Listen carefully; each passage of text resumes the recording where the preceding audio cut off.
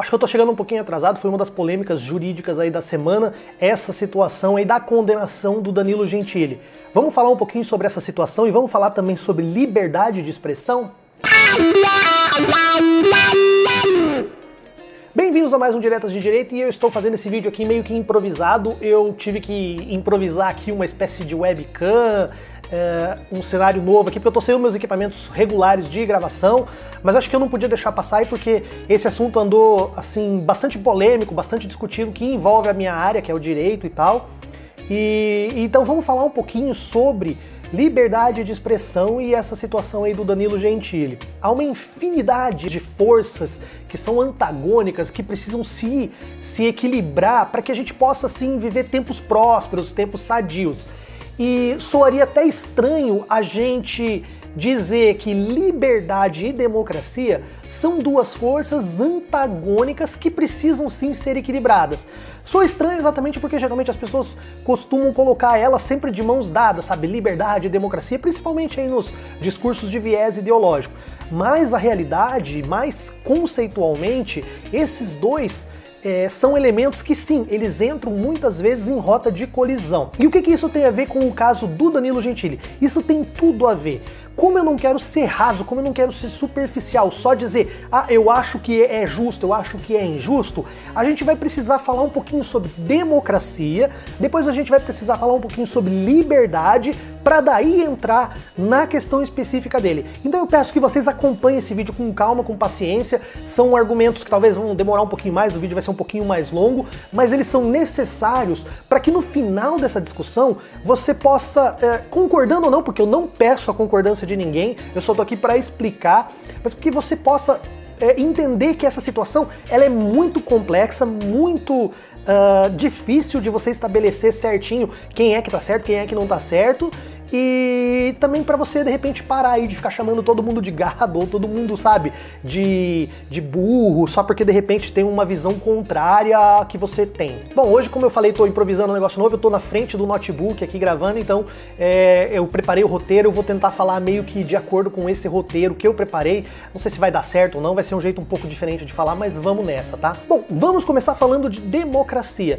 O básico, todo mundo já sabe, democracia vem lá do grego demos, que significa povo, kratios, que significa poder. Então a democracia seria o poder, né, uma forma de Estado em que o poder é exercido pelo povo. Ele se contrapõe, por exemplo, à aristocracia, que é uma forma de poder em que uma classe dominante de alguns poucos dominam, ou então a autocracia, que é o caso, por exemplo, em que monarcas absolutos ou ditadores, eles que detêm todo o poder de um Estado. Também não é novidade a gente falar, por exemplo, que a democracia se divide em democracia direta, né, uma divisão clássica da democracia.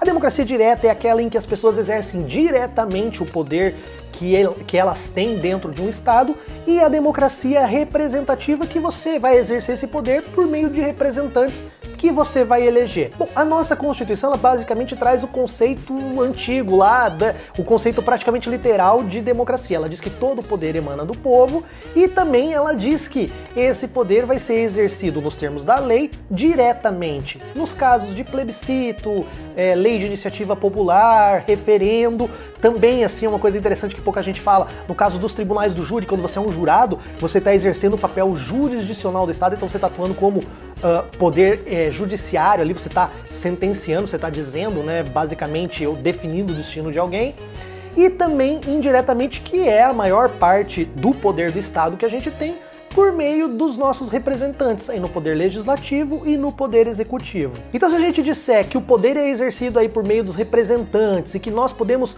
eleger esses representantes, a gente tem uma democracia? Se a gente levar isso a ferro e fogo, a gente vai ter que dizer que a República Democrática da Coreia do Norte é uma república democrática porque lá tem eleições. A eleição com um candidato único que ele ganha 100% dos votos. A Rússia, por exemplo, também tem eleições, também completamente passíveis de serem questionadas, sabe? Não são nada transparentes as eleições lá. Nós tínhamos eleições aqui na ditadura militar também, para governador, para prefeitos e tal. O que muitas negacionistas da questão da ditadura militar esquecem é que nem sempre as pessoas que eram mais votadas acabavam eleitas e empossadas, tá? Eu mesmo conheci gente aqui na minha região aqui que venceu as eleições no número, mas por algumas chicanas eleitorais próprias da ditadura, não assumiu o cargo. Pensando nesses problemas de que apenas a existência de eleições e de pessoas que são eleitas aí para representar e para exercer esse poder não diz se um país é realmente democrático ou não, alguns cientistas políticos, eles estabeleceram, criaram critérios para avaliar se um país é realmente democrático. E um dos mais conceituados nessa área é o cientista político americano Robert Dahl, não sei a pronúncia correta, tá? Mas eu vou usar o conceito dele, vou deixar linkado aqui artigos dele, vou deixar linkado notícias que usam esses critérios e trazem essas suas conceituações para trabalhar a questão da democracia dentro do que ele chama de poliarquia. O Robert Dahl, ele diz que existem alguns requisitos que você precisa avaliar para saber se um Estado é realmente democrático. Eu vou fazer de uma forma muito resumida aqui, eu vou trazer esses requisitos subdivididos em 6 tópicos, só para vocês entenderem o que ele quer dizer, o que você precisa avaliar para saber se um país é democrático ou não. E vou aproveitar também, e dentro desses tópicos que ele vai trazer, eu vou dar um pitaco já para dizer se o Brasil é realmente democrático ou não dentro desses subitens. O primeiro item que Robert Dahl enuncia é a existência de eleições livres, justas e frequentes. Então, por exemplo, na Rússia você tem eleições frequentes, na Coreia do Norte você tem. São justas, são livres, não é voto de cabresto, por exemplo. No Brasil, nós temos eleições frequentes, as eleições são livres, a questão de serem justas talvez não sejam 100% justas, porque nós temos alguns critérios, por exemplo, como coeficiente eleitoral, que é uma questão discutível. Nós temos, por exemplo, a questão da formação das coligações e os tempos que essas pessoas vão ter na televisão, na rádio, para exporem as ideias. Nós temos também a questão do fundo partidário, que talvez não seja uma divisão muito justa. Então, assim, nós somos relativamente mais para eleições livres e justas do que não, mas nós temos alguns pontos que podemos melhorar nesse critério aí. O segundo critério que ele diz é que as esferas legislativas e executivas devem ser compostas por membros eleitos pelo conjunto de cidadãos. Então, ótimo, aqui o nosso poder executivo e o nosso poder legislativo são eleitos. Ele também fala que tem que ser alternados periodicamente. Nesse ponto, nós temos a possibilidade de alternância, mas por aqueles critérios que eu falei lá no primeiro item, de coligação e de outras coisas assim. Mas como uso da máquina, a gente tem vários deputados e senadores aí que já fizeram bodas de prata, bodas de ouro, bodas até de diamante dentro do Congresso. Então também temos alguns defeitos nessa área aqui. A liberdade de expressão, que ele também enuncia, é um dos itens que eu vou falar mais adiante, porque é o tema central desse vídeo, mas sim, vou soltar um spoiler para vocês, nós temos liberdade de expressão, mas essa liberdade de expressão sujeita as pessoas a algumas responsabilizações. Mas vamos falar mais pra frente sobre isso, se é justo, se não é justo e tal, e por que existe isso. O quarto item que ele fala são fontes alternativas de informação. Os países geralmente que não são democráticos, como era, por exemplo, o caso do Brasil na ditadura militar, como é a Coreia do Norte, como é a Rússia, elas possuem agências que detêm um monopólio de notícias sobre o que está acontecendo no país. E no Brasil, nesse ponto, nós temos uma grande vantagem, que nós temos uma mídia livre. Ah, mas a Veja é comunista, ah, mas não sei o que, é fascista e tal. Gente, mídia livre é exatamente isso. É bom que esses órgãos de imprensa sejam livres para noticiar da forma que eles querem, contrários ou apoiando o governo. Isso faz parte do jogo democrático. Você precisa ter essa pluralidade de visões sobre o mesmo fato. Nesse ponto, o Brasil está de parabéns, tem sim mídia livre. Isso não significa que não haja viés, há viés, mas isso faz parte do jogo democrático. Nós temos mídias de todas as naturezas ideológicas aqui no Brasil, trabalhando principalmente hoje com a questão da internet, né? Bom, nós temos o quinto item aqui, a cidadania inclusive, e esse ponto eu acho fantástico aqui. Tecnicamente, democracia, que fala do poder do povo, é uma espécie de mentirinha, tá? Porque não é o povo que exerce o poder. Quem exerce o poder é o cidadão. Então a democracia moderna, ele é o poder exercido pelo cidadão. Na prática e na teoria, isso muda muito. Por exemplo, o Brasil, quando ele se transformou em uma república, né, quando nós tivemos um golpe, foi um golpe militar que hoje, né, como nós vivemos a narrativa de quem venceu essa guerra, esse combate, esse embate ideológico ali de estabelecimento de poder, né, que é uma república hoje. Então nós chamamos de Proclamação da República. Quando nós tivemos aí essa Proclamação da República, a primeira Constituição ela estabeleceu alguns critérios para que as pessoas pudessem votar. Tipo, só pode votar quem é cidadão. E para você ser cidadão, você precisava ser homem, maior de 21 anos, não podia, por exemplo, tá ligado a nenhuma ordem religiosa, você não podia ser soldado, policial, sabe? Era uma série de requisitos que faziam com que, sei lá, 3, 4% da população votasse, não sei dizer certinho. Eu sei que nos Estados Unidos, por exemplo, quando eles se emanciparam, né, quando eles conquistaram a independência, as primeiras eleições deles, de uma população de cerca de 3 milhões de habitantes, apenas 38 mil votos, porque eles também tinham esses requisitos. Então, assim, não adianta você falar que somos uma democracia, mas só pode votar determinadas pessoas. Nós já tivemos aí requisitos como, por exemplo, cor de pele, ser proprietário, ter uma renda mínima para você poder votar. Então, a cidadania, ela precisa ser inclusiva, ela precisa abarcar, sabe, abarcar todo mundo. E nesse andar da carruagem, claro, a gente acabou com esses critérios raciais, as mulheres podem votar. Hoje no Brasil, por exemplo, que é o foco da nossa discussão, basta você ser maior de 16 anos que você já pode exercer a sua cidadania. Então, nesse ponto, ok, estamos muito bem. E por último, nós temos o quê? A liberdade para os indivíduos criarem associações ou se associarem. Nesse ponto também é um direito fundamental garantido na Constituição. Nós podemos aí criar ONGs, nós podemos criar OCIPs, nós podemos criar empresas, sociedades, sabe? Nós podemos fazer fundações, nós podemos se associar de diversas formas, inclusive criando partidos políticos. Claro que existem regras específicas para cada um,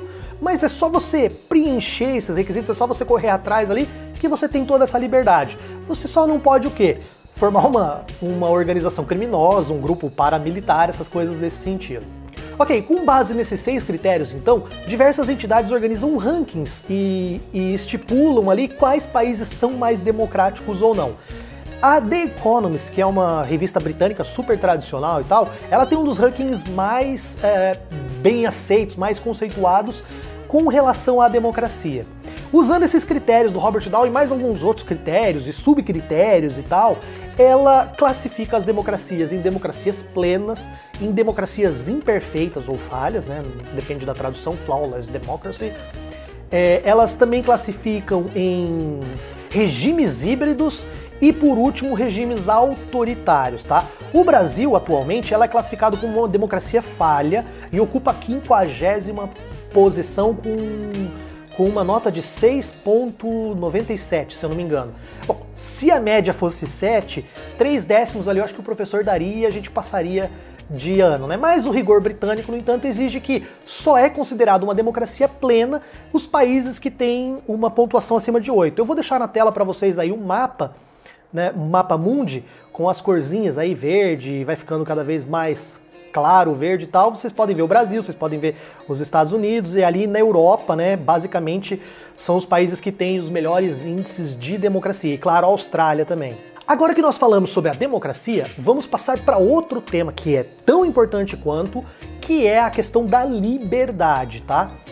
O que é liberdade? Liberdade é uma palavra que o sonho humano alimenta, não há ninguém que explique e ninguém que não entenda. Essa frase da Cecília Meirelles, ela é de arrepiar, sabe? Eu lembro que a primeira vez que eu vi ela foi assistindo aquele curta-metragem Ilha das Flores, né, de Jorge Furtado, que aliás é um puta de um documentário, sabe, que eu recomendo muito que vocês assistam. É um documentário mind blow mesmo, assim, abre muito a nossa mente pra gente compreender muitas coisas. É premiadíssimo. Bom, acho que é premiadíssimo, não sei. Vou deixar depois, de repente, um link aqui pra vocês darem uma pesquisada, mas recomendo muito. É um vídeo aí de 20, 25 minutos. Vale muito a pena ver. E quando eu me deparei com esse conceito, inclusive quando a gente trabalha com a ideia de liberdade, a gente acaba chegando a uma conclusão que liberdade talvez pareça um pouco com a questão da dignidade da pessoa humana, que é inclusive um vídeo que eu tenho no meu canal, que é um dos vídeos mais assistidos que eu tenho, que é muito, por ser talvez tão óbvio, é muito difícil você conceituar. Talvez seja mais fácil você sentir, você trabalhar com a questão da sensação de você saber intuitivamente o que é a liberdade, o que é a dignidade da pessoa humana, do que necessariamente você conceituar em palavras. Mas como para a filosofia não existe tempo ruim, é óbvio que os filósofos se debruçaram em cima desse tema, é um dos temas que muitos filósofos trabalharam muito. Então, se a gente fosse trazer aqui tudo que tem, a gente sabe, ficaria aí, sei lá, 60 horas gravando um vídeo para falar só sobre a liberdade no aspecto filosófico. Particularmente eu gosto muito da obra de Sartre, eu me vejo como existencialista e tal, mas isso é coisa para outro vídeo, para outro tema. Voltando a o que seria então a liberdade, basicamente a liberdade seria a faculdade de você agir de acordo com sua própria vontade, de acordo com o seu livre-arbítrio, sem nada que te impeça de fazer o que você quer, entendeu? Isso é basicamente a liberdade. Se eu quiser comer miojo com Nutella, eu posso comer? Como? Se eu quiser comprar uma arma, eu compro? Compro. Se eu quiser, por exemplo, ofender alguém em razão da cor da sua pele, ofendo. Se eu quiser, por exemplo, comprar uma propriedade para desmatar completamente, botar uma indústria e jogar toneladas de CO2 na atmosfera, eu faço? Eu faço. Se eu quiser, por exemplo, estuprar uma pessoa, eu estupro? Eu estupro. Se eu quiser matar alguém, eu mato. Isso é liberdade. Tá? Algumas pessoas falam, nossa, é isso mesmo. É uma extrema liberdade, talvez. Mas liberdade é isso, é você agir de acordo com o que você quer. Agora, me diz uma coisa, essa liberdade, ela é boa? Ela vai ser boa só se for boa pra mim, se eu for o último ser humano da Terra, ou se eu for sei lá, um ditador que tenha poderes de impor a minha vontade sobre todo mundo. Porque pra vida em sociedade, essa liberdade aí não é nada salutar, não é? Então, pra gente fechar essa questão da conceituação da liberdade, que é o que muitos filósofos trazem, e aqui, coincidentemente, a sabedoria popular finalmente deu uma dentro, sabe, acertou bem. Liberdade nada mais é do que você fazer aquilo que você quer sem que aquilo faça mal às outras pessoas. Então, a sua liberdade, ela começa e termina aonde começa a liberdade do outro. Basicamente, esse é o conceito filosófico e esse é um conceito mais importante que existe para o direito. Resumindo, liberdade, então, é fazer aquilo que a gente quer sem prejudicar terceiros. Bom, e liberdade de expressão? Agora a gente vai começar a afunilar e trabalhar com esses conceitos que a gente trabalhou ao longo do vídeo e vamos falar um pouquinho sobre a questão da liberdade de expressão e chegar no caso do Danilo Gentili, tá? É óbvio que hoje, no Brasil, a gente pode falar muito mais do que a gente poderia falar, por exemplo, nos anos 70 e no começo dos anos 80, quando vigorava o regime, né, a ditadura militar. Também nós temos uma liberdade muito maior para falar o que a gente quer, por exemplo, para criticar o governo e tal, do que se a gente for comparar, por exemplo, com a China ou com a Coreia do Norte. Talvez nós não possamos falar tanto quanto a gente pudesse falar lá nos Estados Unidos. Mas o certo é que nós podemos sim. Nós temos uma grande liberdade de expressão que equivale a de vários países que têm um índice de democracia muito alto daquele mapa anterior, como por exemplo a Alemanha, Suécia, Dinamarca e tal. Só que ainda assim nós não podemos falar tudo que a gente quer falar. Por quê? Porque as palavras, assim como por exemplo a sua mão, assim como uma arma, assim como uma faca, assim como uma cadeira, um violão, elas podem ser mal utilizadas e causar danos a outras pessoas, e esses danos podem ser danos materiais e danos morais. Na realidade, a gente até pode falar tudo o que a gente quer falar, porque nós não temos censura prévia no Brasil, tá? Hoje você fala o que você quer. O que acontece é que você, com essa sua liberdade, ou com o que você falar, eventualmente você vai poder ser responsabilizado, tanto civilmente quanto penalmente, por aquilo que você falar. E por que existe essa questão da responsabilidade? Bom, a primeira coisa que nós falamos agora há pouco com relação à liberdade é que toda liberdade, ela precisa encontrar seus limites, não precisa? Tá, e como que você vai delimitar essa liberdade? Quem é que vai delimitar qual o limite para essas liberdades que a gente tem? Se nós vamos viver em uma sociedade, o ideal é que nós possamos sentar e discutir no seio dessa sociedade e haver talvez aí um consenso e um acordo sobre quais liberdades, inclusive até negociando. Ah, eu quero mais isso, eu quero mais aquilo, eu cedo um pouquinho aqui, eu cedo um pouquinho ali, para que a gente crie esses critérios para falar, olha, até aqui pode, até aqui não pode. E isso a gente faz por meio do quê? De um regime democrático. É exatamente nesse ponto de estabelecer os limites é que entra a democracia. Porque hoje a função do Estado, entre algumas outras funções, é o quê? É ela deter o monopólio de impor e de limitar essas nossas liberdades, mas ela não pode limitar a bel prazer, ela tem que limitar, ou deveria, né, em todos os casos, limitar as nossas liberdades com base no quê? com base na transparência e na democracia, numa vontade genuinamente soberana. E qual é o instrumento do Estado? Qual é o instrumento que o Estado deve usar para delimitar qualquer liberdade nossa? A lei. A nossa Constituição diz que ninguém será obrigado a fazer ou a deixar de fazer qualquer coisa senão em razão da lei. Isso, em outras palavras, e é o que muitos libertários usam, tá? Veja bem atenção, muitos libertários usam exatamente essa concepção. O Estado e a lei são sim instrumentos de coerção, são instrumentos que servem para limitar as nossas liberdades. Ótimo, isso tá correto. Agora eu chegar e falar só isso e não falar todo o porquê e todo o contexto acaba sendo uma omissão enviesadamente ideológica. Vamos pegar um exemplo lá, por exemplo, de filme, sei lá, o Darth Maul lá do Star Wars. Você viu o Darth Maul? O quê? O Darth Maul foi morto pelo Obi-Wan. O Obi-Wan matou o Darth Maul. Isso traz uma visão. Agora, traz todo o contexto de que aconteceu, o porquê aconteceu isso. Poxa, se você chegar e falar, por exemplo, o Darth Maul agrediu injustamente, tentando tirar a vida do Obi-Wan, e o Obi-Wan em defesa própria, lutando do lado da justiça, como um órgão, como um cavaleiro Jedi que detinha ali esse poder de estar defendendo a galáxia, em defesa acabou matando esse Darth Maul. Muda completamente a visão que você tem. Então tá, falar que o Estado e a lei são instrumentos de coerção é verdade, mas existe um porquê disso ser dessa forma. A existência desses limites, como nós vimos anteriormente, paradoxalmente é uma das garantias que nós temos. Eu tenho uma limitação imposta por lei de que eu não posso te roubar, de que eu não posso te matar.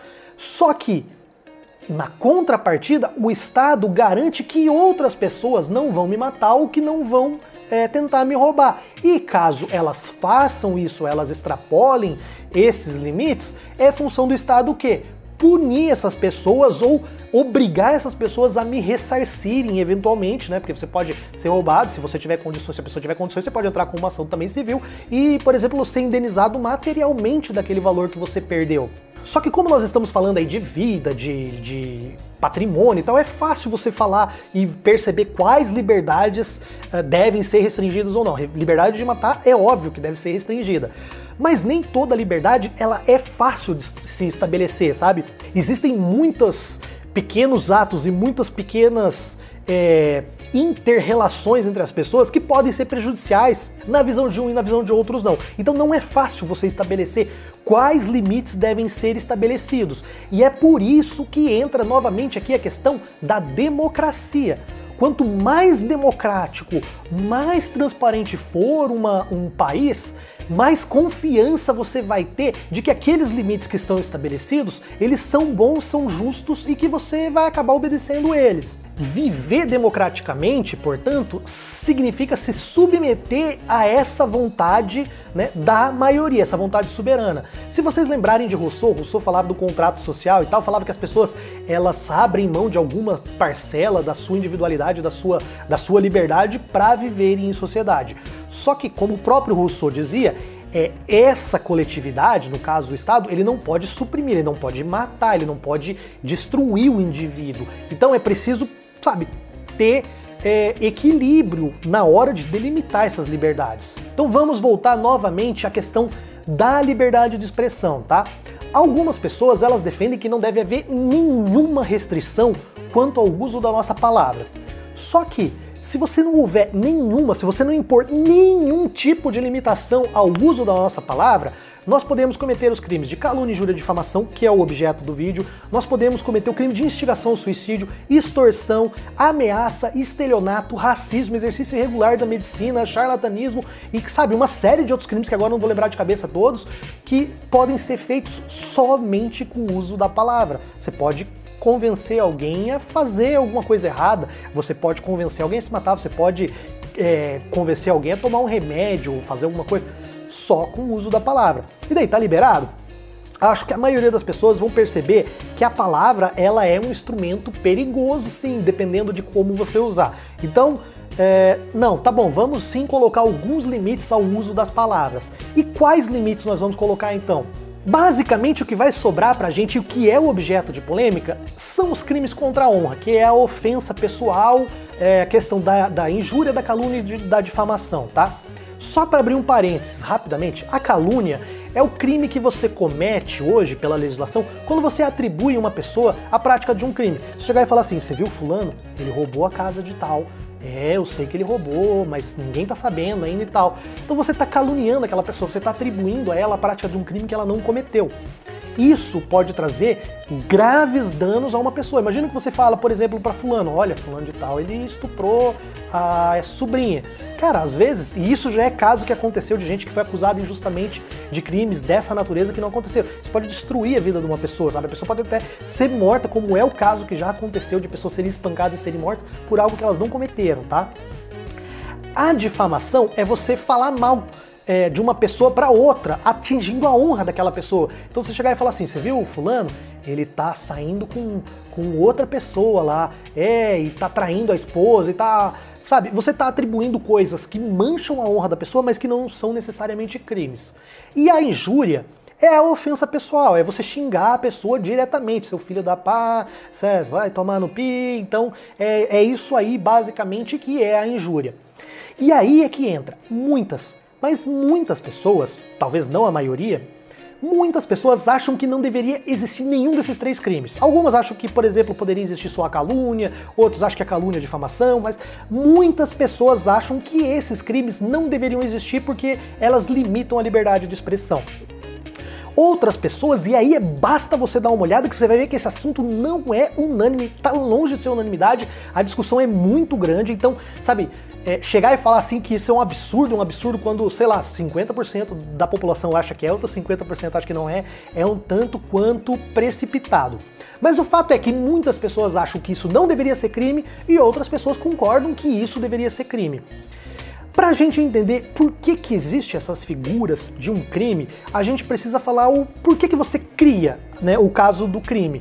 Quando você está criando essa figura de um crime, você está tentando proteger um bem jurídico. Então, quando você cria essa limitação à liberdade, o seu objetivo é proteger um bem jurídico. Então, por exemplo, se eu proíbo alguém de matar alguém, o bem jurídico que eu estou protegendo é a vida. Então, é proibido matar? Porque eu estou protegendo a vida. É proibido roubar? Porque eu estou protegendo o patrimônio. É proibido eu violar a correspondência? Porque eu estou protegendo a intimidade e o sigilo da pessoa.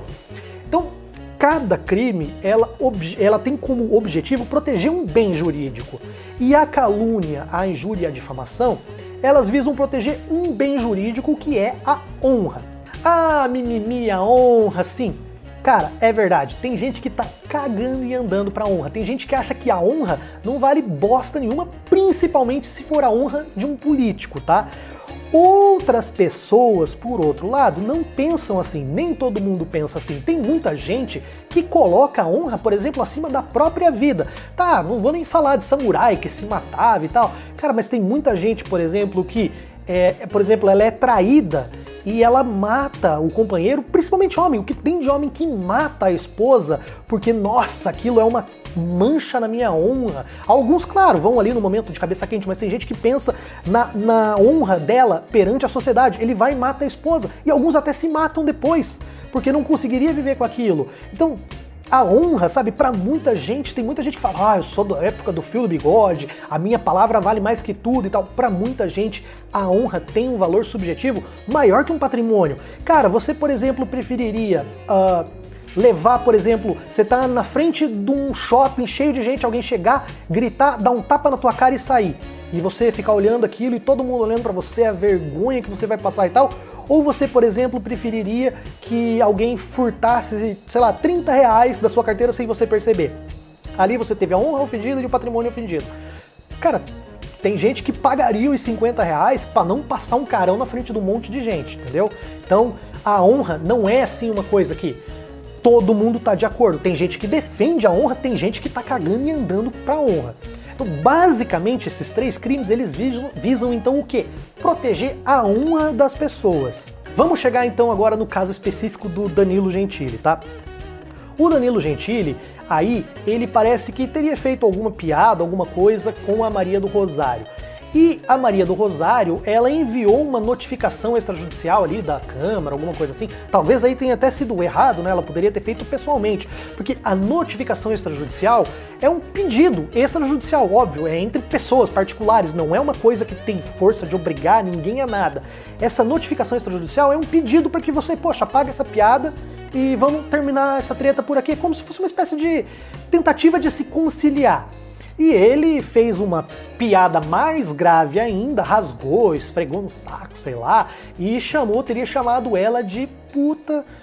Não, talvez literalmente, mas aí se você não achou que ela chamou ela de puta, aí se você não conseguiu entender isso, você não vai conseguir nem entender esse vídeo, por exemplo. Mas ele fez isso sim, ele chamou ela de puta, e aí em razão disso, ela, pessoa física, entrou com um processo na justiça pedindo o quê? A condenação dele pelo crime de injúria. Eu vou abrir um parênteses aqui, porque a maioria dos bens jurídicos, quando eles são ofendidos, ninguém precisa procurar a justiça. Existe um órgão chamado Ministério Público, que é a Promotoria de Justiça, e toda vez que alguém mata alguém, alguém rouba alguém, alguém furta alguém, automaticamente o Estado, por meio do Ministério Público, vai iniciar uma investigação e uma ação penal. Só que quando se trata de crime contra a honra, não é nem o Ministério Público que entra. Os crimes contra a honra é a pessoa particular que entra, com advogado ela entra na justiça contra o outro. Então ali ela entrou na justiça.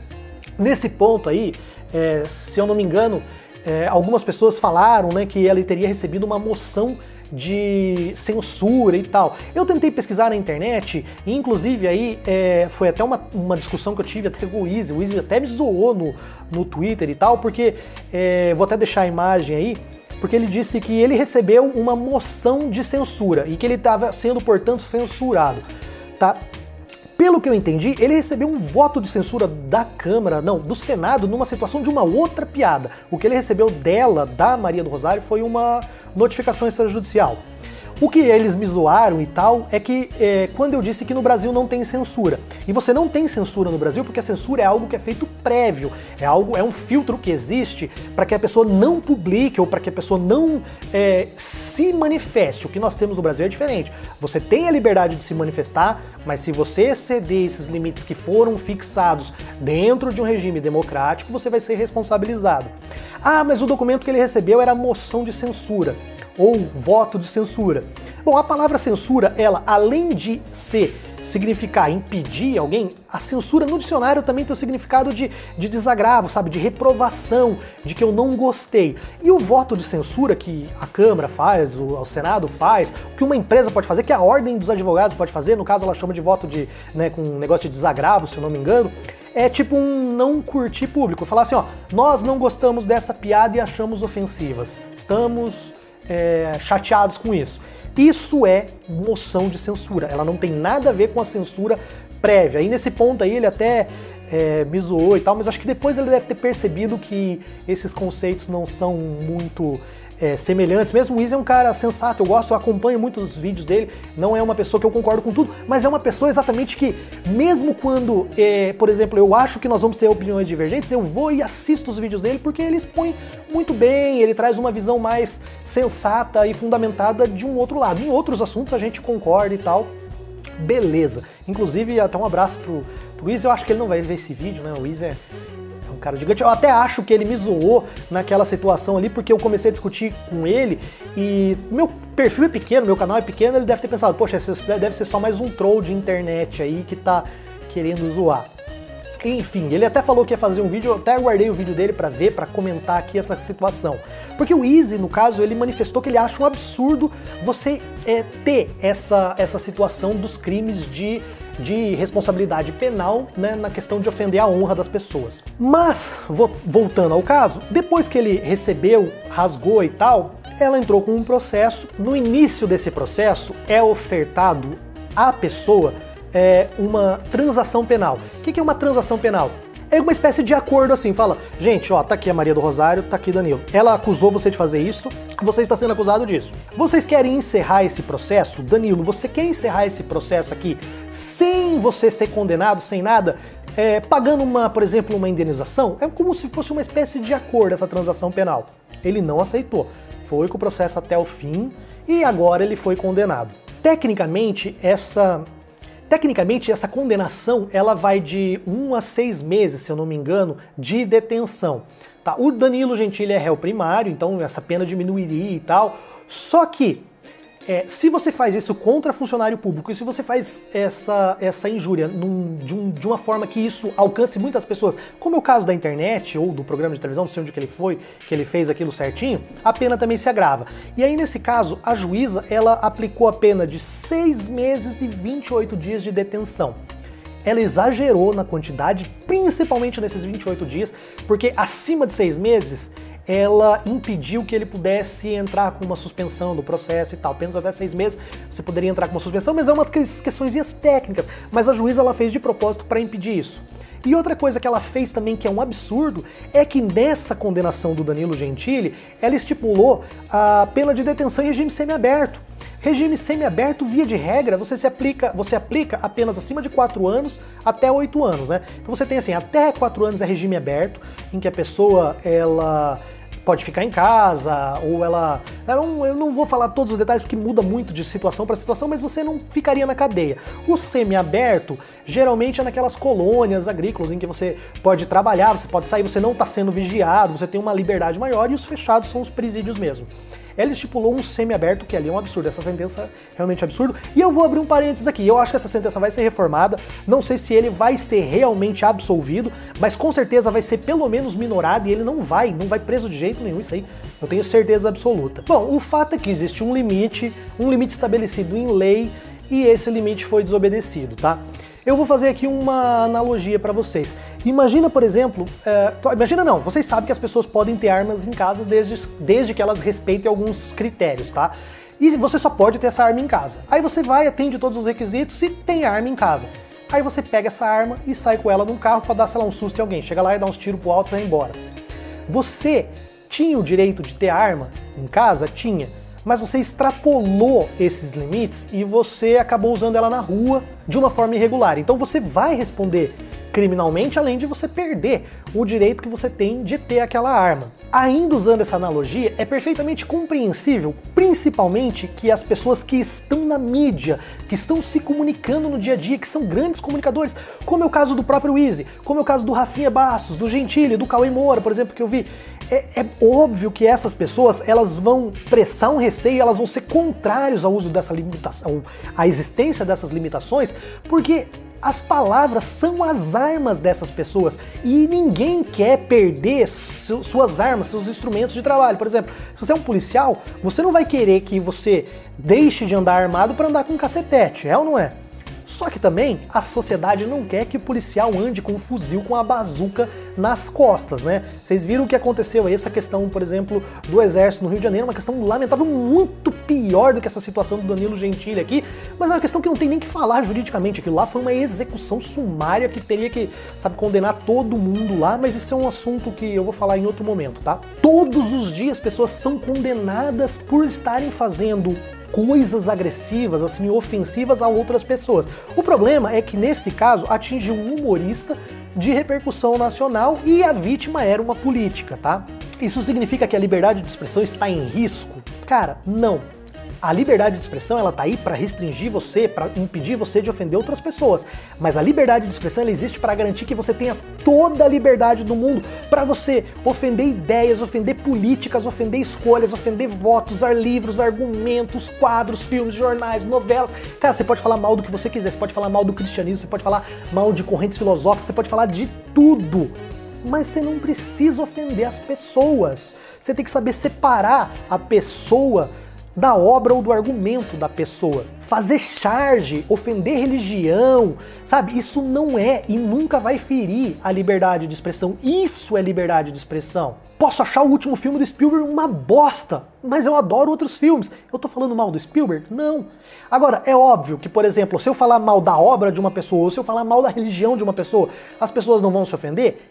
Claro que elas vão se ofender. Colateralmente, qualquer pessoa pode se ofender. Se a pessoa falar mal de um vídeo meu, eu posso às vezes tomar como uma ofensa. O que tá até errado, tá? É difícil você separar o sentimento das pessoas, mas não é tão difícil assim você separar essa questão de você ofender a obra e você ofender o autor. eu tenho toda a liberdade de expressão do mundo para falar mal do liberalismo e do marxismo, mas eu não tenho liberdade para ofender uma pessoa que defende, por exemplo, o libertarianismo.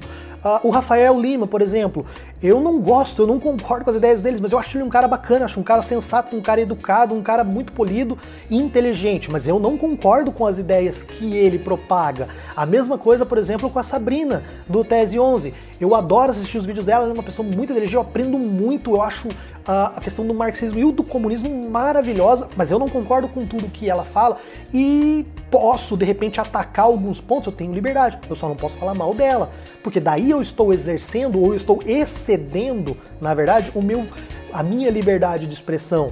O Danilo Gentili, nessa analogia, ele é como se fosse um mau policial. Ele tem as suas armas, mas ele faz mau uso dessas armas. E ele faz isso de forma reincidente, ele várias vezes excedeu esses limites.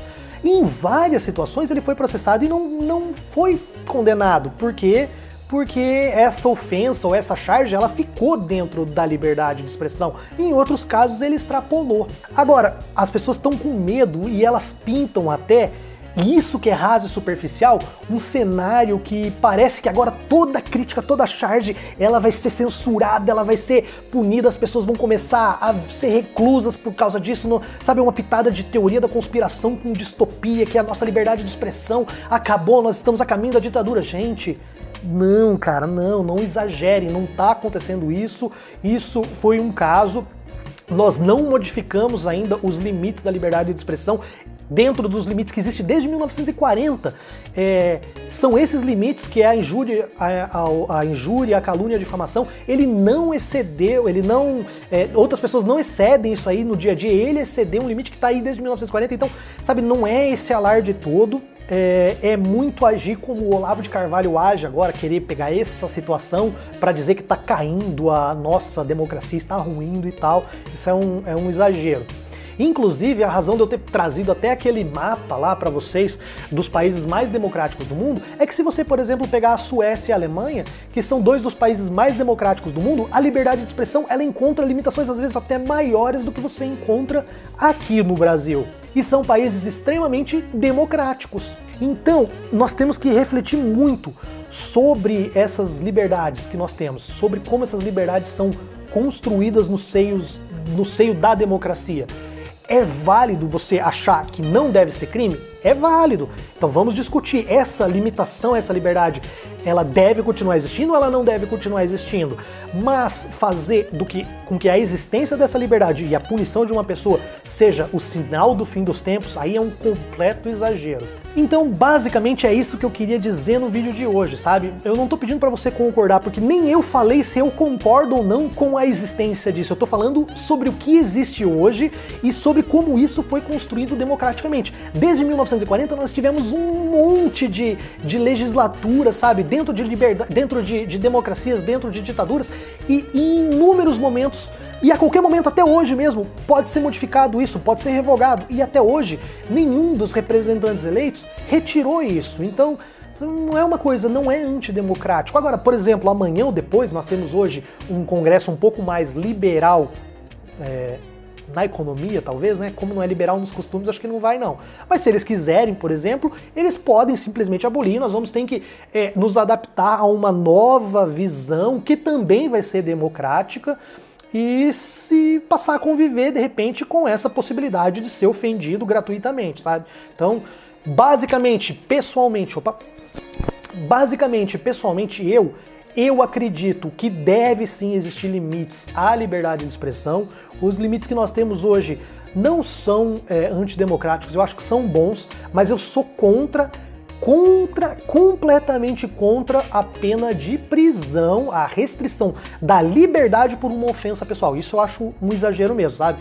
Ou você, por exemplo, estipula, por exemplo, uma questão de multa, de pena pecuniária. Ah, mas o cara é milionário, ele ganha dinheiro em cima, então vamos fazer então a obrigação de, por exemplo, prestar serviço comunitário, alguma coisa nesse sentido assim. Mas a liberdade de expressão, ela, né, a ofensa à liberdade de expressão, acho que ela não pode culminar nunca em prisão. Essa é a minha opinião particular. Bom, se você quiser então uma opinião minha ou uma dica para que você nunca incorra nesses crimes, tente fazer um exercício de separar, sabe, de filtrar. Todo mundo faz isso antes de falar alguma coisa. Tem um filtro, tem uma autocensura, né?